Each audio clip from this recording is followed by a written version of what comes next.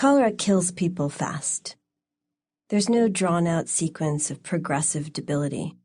The newly infected person feels fine at first. Then half a day passes, and cholera has drained his or her body of its fluids, leaving a withered blue corpse.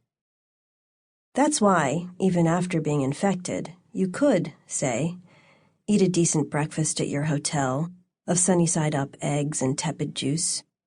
You could drive over dusty, potholed roads to the airport. You'd feel perfectly well enough to withstand the long queues there.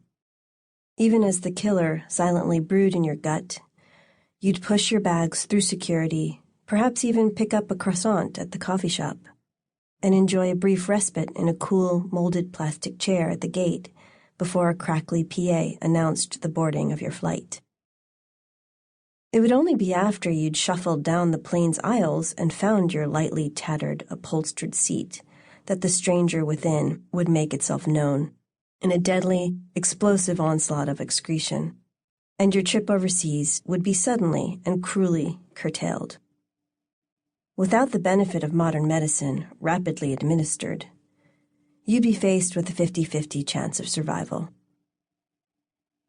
Such was the fate of a passenger ahead of me in line for Spirit Air Flight 952 from Port-au-Prince, Haiti to Fort Lauderdale, Florida in the summer of 2013. At the moment that cholera overcame the man, the rest of us were crammed inside a sweltering hall between the gate and the airplane preparing to board. We waited there while the plane underwent an emergency disinfection.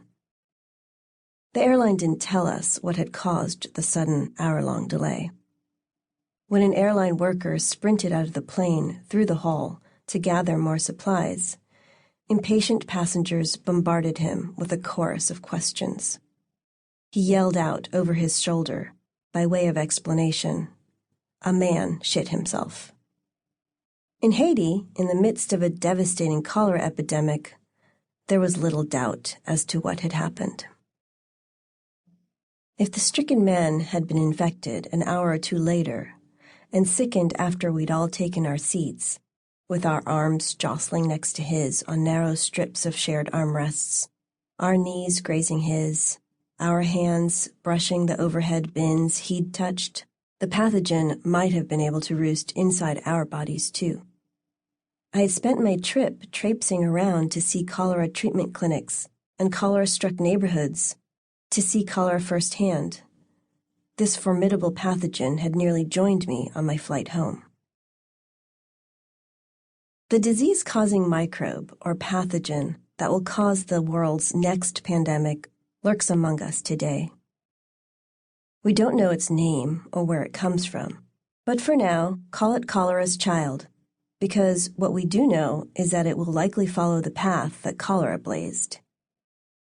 Cholera is one of only a handful of pathogens, including bubonic plague, influenza, smallpox, and HIV, that in modern times have been able to cause pandemics, contagions that spread widely among human populations.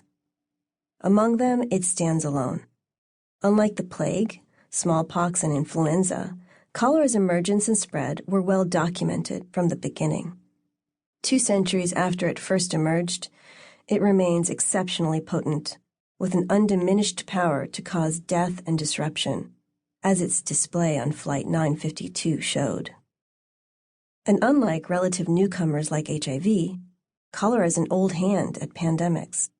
So far, it's caused 7, the latest hitting Haiti in 2010. Today, cholera is known primarily as a disease that affects impoverished countries, but that wasn't always so. In the 19th century, cholera struck the most modern, prosperous cities in the world, killing rich and poor alike, from Paris and London to New York City and New Orleans.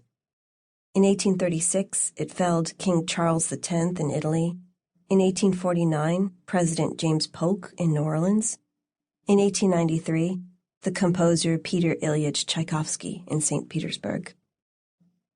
Over the course of the 19th century, cholera sickened hundreds of millions, killing more than half of its victims. It was one of the fastest-moving, most feared pathogens in the world.